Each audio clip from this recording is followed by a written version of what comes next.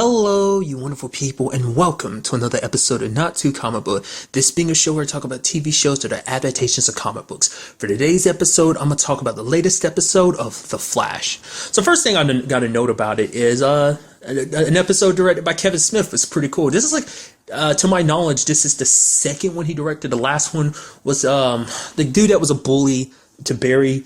Basically, he ended up becoming a meta. He ended up dying. Was it? I forgot who was it that killed him. Was it Reverse Flash that killed him? I don't remember. Somebody killed him, but essentially it was an episode he came back as a zombie or whatnot. So I think, at the very least, to my knowledge, this is the second episode Kevin Smith directed. But it's important in the sense of that. It's pretty cool.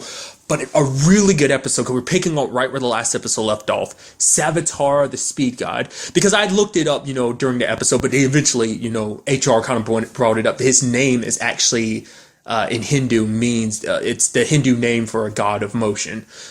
Which is pretty cool. And it's like, he's for one, like, I can't remember if I brought this up last episode, but I love his design. Like, I looked up a picture. I didn't really look too heavily into him. From the picture, it looks kind of like he's like a normal human or whatever. But in this, like, he's got this like mechanical body and it looks sick. He's kind of got like this hulking mechanical body and it looks amazing. And then on top of that, being super fast.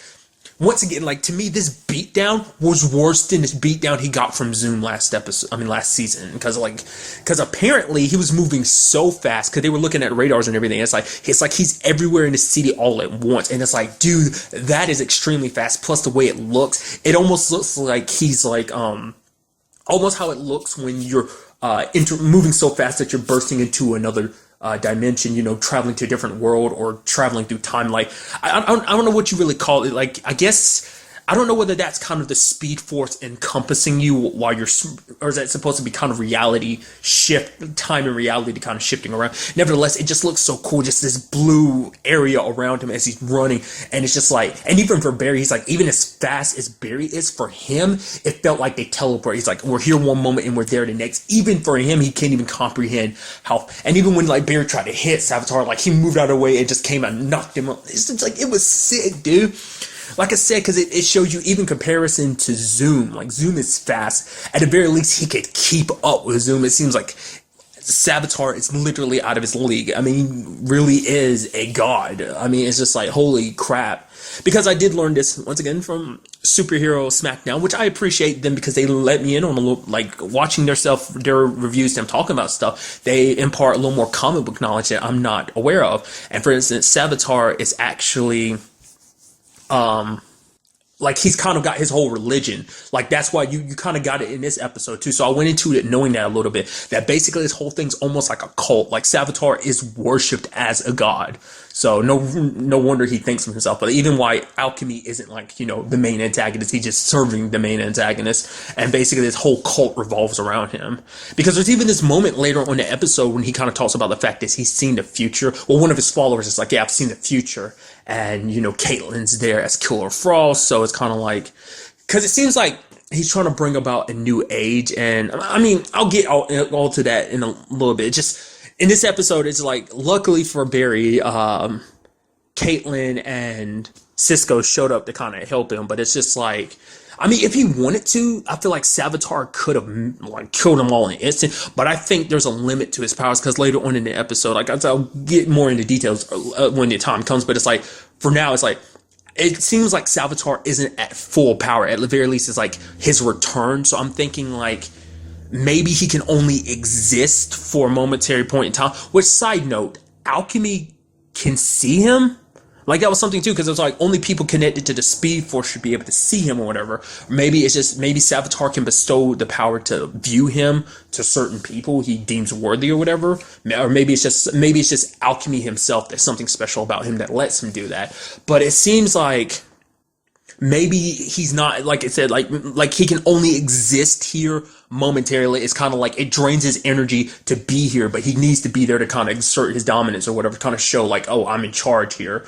Make Barry not think that he's in control, essentially. So what I'm thinking, like, I'm curious because it does seem like with this season we might get a little bit more of a look at the Speed Force again, because last season we definitely got a look at, and it seems like we might get that this season too, especially because he's considering himself the god of speed. So it's going to be like, I mean, I feel like out of anyone, Barry would have to talk to the Speed Force about this. I mean, get Jay Garrick. He's like another speedster you can talk to about this, like about this whole situation. So I'm wondering, does Jay know anything about him? Because I mean, there's still a lot about the like speedster world that Barry doesn't know about. All these other people know about stuff, like the fact is like time rapes and stuff like that. Barry didn't know about that until he came across one, but Eobard knew about one. I'm sure everyone else has too. So like it's like Barry's still an infant when it comes to this whole being a speedster thing. He's still a baby at it. Like even with all his experiences. I mean, granted, he's kind of more. He's not the baby of the speedster family anymore now that Wally and Jesse are part of it. But still, you get my point. So like that's why I'm interpreting like maybe he can only exist in this reality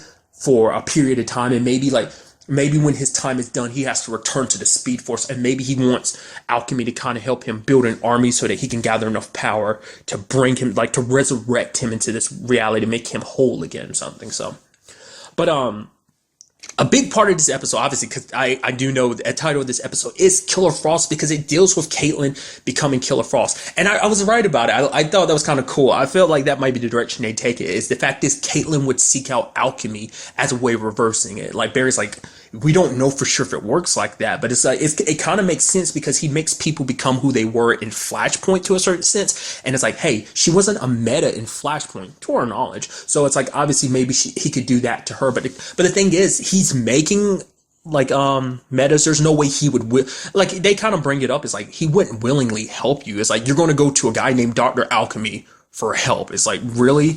But it's interesting because I was wondering about Caitlyn, but it seems like her powers, like for some people, it seems like their powers are just, it depends on how you use them. But it seems like in Caitlyn's case, it legitimately seems like when time goes on, like the power kind of has a negative side to it because it causes her to kind of have a very cold person. She kind of hit some like hard reality in this one, like, bringing up the fact of the matter is, Barry, you basically ruined all of our lives. It's like, oh, you get your happy ending because you got Iris and everything, which Barry didn't exactly get his happy ending. It doesn't change the fact is that his mom and dad are, I mean, he temporarily did when he went back to Flashpoint because his mom and dad were alive. So, I mean, he's technically, but I mean, to that extent, he moved past it. It still sucks, but he's learned to live with it a little better. And but he has Iris to kind of balance that out. So so I guess you could argue yes. But at the same time, it's like I already know. It's like Barry looks at the rest of the team as family. Cisco, her, just they're all family to him too. So them being unhappy breaks his heart too, especially because he knows all this happened because of Flashpoint. I mean, she ends up dropping some bombs on him, being like, "Oh yeah, Cisco didn't know about Dante actually living in the previous timeline, that he didn't die." That he died because of you going back in time and creating Flashpoint, and which causes a big rift between him and Cisco. Like, it was already a big rift at the beginning of the season, but it does seem like they were repairing the relationship. It seemed like it's good, but now they're kind of falling apart again. And I mean, there might, because it's one thing for Cisco to be like, my brother died and you didn't go back in time and save him, but it's like, I understand, the ramifications. I mean, granted, it's one of those things again, it's like, do you want to know what's different? They kind of all said no, but that's something. The fact is, Barry hid that from him. I mean, because truth be told, Barry probably didn't know how to tell him. Like, you could argue, like I was about to say, argue the point of being like, they didn't want to know about the other timeline. Just like the whole Wally thing last season. It's like, you said you didn't want to know about Flashpoint, so I didn't tell you about Flashpoint, so about Wally being a speedster and everything. You told me you didn't want to know, so I didn't say anything. I didn't think it really mattered. But, bringing that up, even bringing up the factors of other people too, bringing up the rival getting killed, Ronnie. It's like, it's a lot of you claim to be a hero, whatnot, but a lot of people end up dying around you, Barry. Some hero you turned out to be, and it's just like Iris brings it to a very interesting perspective of being like, the fact of the matter is, you don't know about Caitlyn's situation, like, because Barry's beating himself up about it because it's like the two people he care about most, one hates his guts and the other one is suffering and is kind of, well, in a way sick, that being Caitlyn and everything, which also in this episode we kind of throwing it in there, like Cisco using his powers a little too much. Well, we've seen kind of like, that's never come up before, because I guess he's never really had to push himself to like, because it's never been like make a breach for like them to, he's done it before, but it's like for them to kind of go through, but it seemed like it kind of gave him a bit of a migraine. So it's like, it does seem like if he pushes himself too far, and since I'm talking about because that was another thing about it too. Like I feel like when it came to Killer Frost last season, we never really got to see the full extent of her power. So it's kind of cool to see that in this episode. That's why I'm kind of liking Caitlyn even more as Killer Frost, because also just because of the conflicted nature, I like that a lot, because it's like the Caitlyn we know versus the Caitlyn that she could be, because that other Caitlyn is the Killer Frost that we knew, not caring about anyone. But for one, that like fog breath that she made, it's like I didn't know you could do something like that. Obviously, like making icicles out of her fingers, as well as making kind of ice blades, which like she's kind of done that before, but still, it was just, I don't know, that fog breath really got me. I was like, holy crap! I was like, are you about to freeze the entire room? It's like, oh, it's just kind of mist for you. Wait, I was like, but I didn't know you could do that. It makes sense. Obviously, you would. I mean, but it's like you don't see Firestorm like blowing fire out of his mouth, so it never crossed my mind she'd be able to breathe. I mean, I guess if she concentrates enough, maybe she could freeze it, but nevertheless. Getting back to the point I was making, Iris is like, you're not a god, kind of already saying what Jay had already told him, but it's like, the fact of the matter is, you don't know about Caitlyn's situation. She could have already been a meta and you just didn't know it. And that's a good point. As we know, as it's been brought up before, meta-human doesn't always kick in for everybody. So even in the original timeline, everything season 2 prior was like, hey, well, everything prior to Flashpoint, let's just put it at that. It's like, maybe in that timeline, she had the DNA to be a metahuman. It never surfaced because it differentiates. It happens differently for different people. Maybe in this timeline, it happened a little faster, but who's to say she wouldn't have turned into Killer Frost in the original timeline too, And also bringing up Dante. Dante died in a car accident. It's like, who's to say that wouldn't have happened at some point anyway? Which it's like, you get what Iris is trying to say. Like, I mean, it's like, Barry doesn't control the universe. Yes, he changed some things, but he's, life works in ways like, beyond Barry's comprehension. But that is the thing though. It's like, you went off trying to get your happy ending and basically screwed all of us out. We are left to pick up the broken pieces of our lives because you've been so selfish about yours, which I'm not arguing with you. It was kind of rough to hear. I was like, ooh, I was kind of, poor Barry. It's like, ooh, those blows. You can just see it like stabbing him in the heart. But at the end of the day, Barry was selfish. And the fact of the matter is, Jay told him, like, you cannot do this again. You have to live with this timeline. There's no going back trying to fix it, because every time you fix it, you break it a little bit more until like there's just more and more problems. I mean, for one, it's like the more you go back in time and try and change things, the more likely time rates are going to come and try and take you away. So it's like, let's avoid that. Jay didn't bring that up, but I'm sure that's something you still have to worry about. But also, it's like, Barry has to face the facts. Like, he's like, to a certain extent, he's never really had to face it directly. The fact of the matter is, it's like, hey, like it's something we don't really know. Barry's probably been keeping this on the inside, but it's like the first time it's outwardly had to been like said. It's like, yo, you screwed up big time. It's like, we're back to this conversation. You thought we let it go. New information is coming out. It's like, dude, do you not realize how much you've messed up our lives because you were selfish? And it's like, you can't blame him for being selfish, because at the end of the day, he is human. Might have powers and everything, but it doesn't change. He's a human. He has a human heart. Humans are selfish by nature. We all do things, whether we realize, like, we're not realizing. It's like, Iris says it best. He was in a lot of pain. And it's like, when you're in a lot of pain, you don't think straight. So it's like, yes, he made a mistake. And the fact is, Barry will have to live with that for like the rest of his life. I don't know. Like, I don't know if they're going to try and do that. It's like Barry going to be able to get an opportunity to fix everything. I feel like there's not going to be one, because I feel like that would tidy up things a little too well. I feel like they're going to keep things this way. I mean, because the thing is, because like for Barry, like from a little bit I know of like the Flashpoint animated cartoon that I told you I watched a while back, like when Barry came back, it seemed like everything was okay from Flashpoint. Granted, like, anything's better than what happened at Flashpoint, but every life seemed okay. So like I said, I don't know how that compares to the comic book. I don't know. Maybe the comic book has some ramifications too, because I know Flashpoint had a big impact on the DC universe. I don't know whether it's just because of what happened in Flashpoint or like also the aftermath. But the way people talk about Flashpoint, I'm thinking there's probably aftermath effects on the DC universe in large by Barry doing what he did. And that's crazy when you think about it. Like, one character, one superhero has the power to shatter an entire universe. When you actually think about it, he can shape and change a universe without even necessarily trying. Changing one thing one thing in his life could literally shatter a universe, and it's mind-blowing to think about that. It shows you just actually how scary a speedster can how scary a speedster already is. I mean, this show is already showing you on multiple levels, like the whole phasing your hand through people. Like, that's the go-to killer move. But it's like, to be able to shatter a universe, bring a world to its knees, change everything. I mean, like, you know, based on what I've seen from the movie, it's like Flashpoint was literally the end of the world. The events of Flashpoint led to the destruction of the world, and it's like it could go far beyond that, because him traveling through time is destroying the timeline little by little, which is breaking the universe little by little. So it's just something, I don't know, sitting here, it's like, if you asked me this years ago, like, you know, with my very limited knowledge of the Flash back then, I never would have guessed like the Flash is that powerful when you think about it. Like I said, it's like an unintentional power to be able to shape the universe like that. It's mind-blowing. And the fact of the matter is, if Barry has that kind of power, it's like, what the hell does Savitar have? Like, that, it makes me super excited to see, because to me, like I said, like, I was going into this thinking like, oh yeah, Alchemy was a big baddie, but it's like, nope, Savitar is like, holy god, because I don't look up this stuff. Like, I want to go into seasons pretty blind, so I never really look up stuff like about what was going to happen this season. So I was like, yeah, like even Flashpoint, I went into Flashpoint completely blind. I heard people throw out the name, I didn't really know what it meant. I've heard it mentioned before, had no knowledge of it, so I went into this blind about what Flashpoint was and what this all means. And so I do apologize. I'm going like well off overboard. I had that little tangent in mind, but it just kind of got my mind thinking.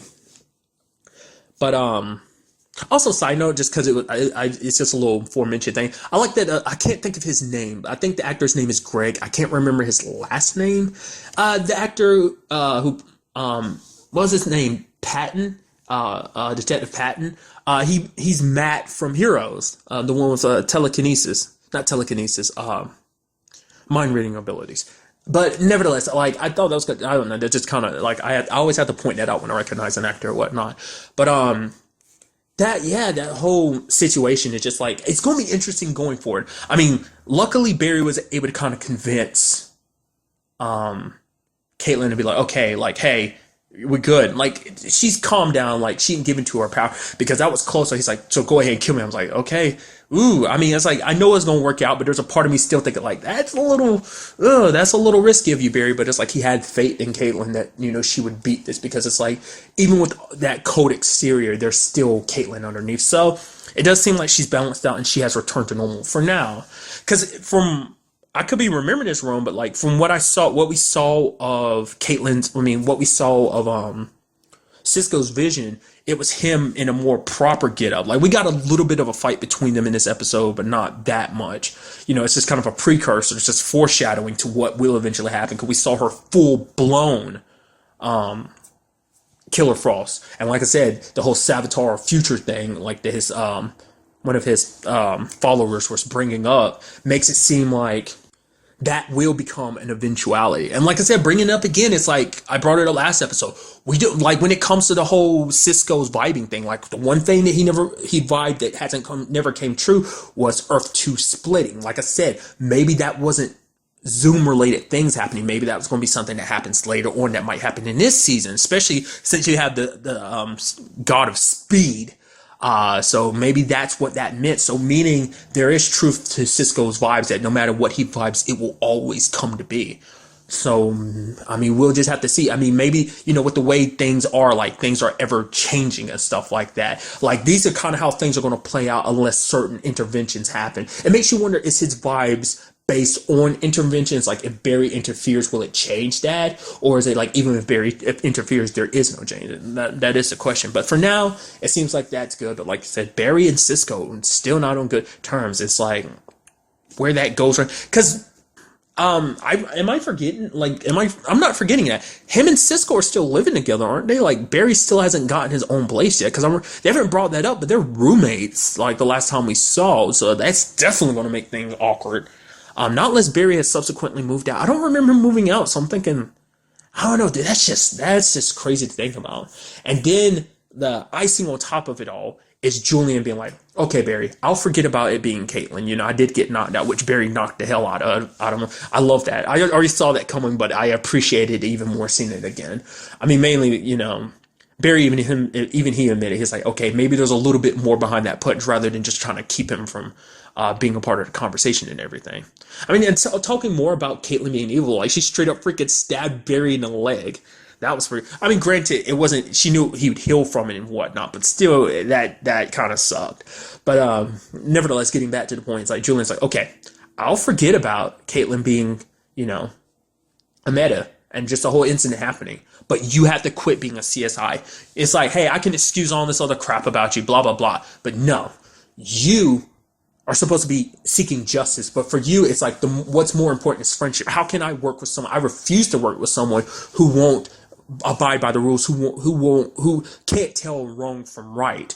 And it's like, quit or I spill the beans about your friend. And Barry has to quit, which is like being a CSI. It's like his life. I mean, because the thing is, he became a CSI mainly for one reason, and that was like, you know, trying to figure out his mom's murder, figure out who killed his mom, and like, you know, prove his dad's innocence. That was his main reason becoming a CSI. But then, you know, he stuck around because it also meant about help. It was another way for him to help other people. Because that's the thing, though. We've never actually gotten to ever see, like, Barry just at his regular job. Like, we're seeing him subsequently as the Flash working at his job, but we never really got to see what kind of cases Barry solved prior to becoming the Flash. So we kind of jumped to him being the Flash at that time. So, I mean, by the time we got introduced to Barry like that, he was kind of in a situation where he, you know, that was kind of us first being introduced to him on Arrow when he was helping Oliver and Felicity back then. So it's kind of like, you know, but it's just like we never really got to see what kind of work he did, like how good at his job. I mean, the way Singh talks about him and everyone kind of praises him, it's like he was really good at his job, even, you know, prior. He's always, you know, because Barry is smart, so he's very good at his job. But it's like, oh man, that sucks. But for Barry, he's like, hey, what this has all taught me is like, you guys are more important to me than this job. Yeah, this job let me help people, but it's like, more important thing to me is making sure you guys are all okay. So, you know, Joe, Iris, Caitlyn, even Cisco, even though, like I say, even on an outs, it doesn't change the fact that that's still one of his best friends. So, and then we had the big reveal, obviously Julian being Alchemy, which I called it, but it's like even I was kind of backing down. I was like, nah, maybe he's not. But I'm like, oh, he happens to not be around when Alchemy's around. Okay, but which is to me, I think that's kind of interesting. It's like you consider, it's like you bash on Barry for not being able to tell wrong from right, and you're. What are you doing? I mean, I guess because in Alchemy's mind, it's going to be really interesting when they probably find out each other's ideas. Like, oh, you're the Flash, like you're Alchemy. It's going to be interesting if it comes to that. I kind of hope it does, because I'd love to see, because I want to understand why Julian's doing what he's doing, because it's like, oh, you had this moral compass of like, oh, what's wrong and what's right, and maybe in his mind, he's like, I'm serving a god, you know. A guy that, you know, is like a god's wheel, you know, the god of speed. So it's kind of like, hey, obviously I'm on the right side, you know. Maybe what he actually legitimately looks at what he's doing and he thinks it is the right thing to do. Because it does seem like they're aiming to kind of shape the world. And maybe that's why Julian wants to be a part of this. Like, he wants to help because it's like, yeah, there's some downsides to it, but because it's so interesting, like, not unless there's something going on there.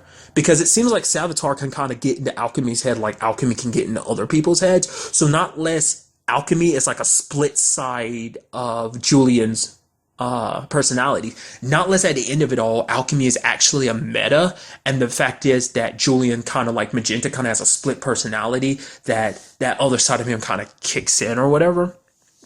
Or like I said, it's just all like, you know, or maybe it legitimately is like he is not compromising his beliefs. He's still keeping the same beliefs because he legitimately thinks he's on the right side. They're going to change the world together with Savitar at the lead and make a very good world for everyone to live in. It's like, because that's what I mean. Like, you hate metas so much, yet you're making metas. It doesn't make any sense. So like, I'm very interested to see where that all goes.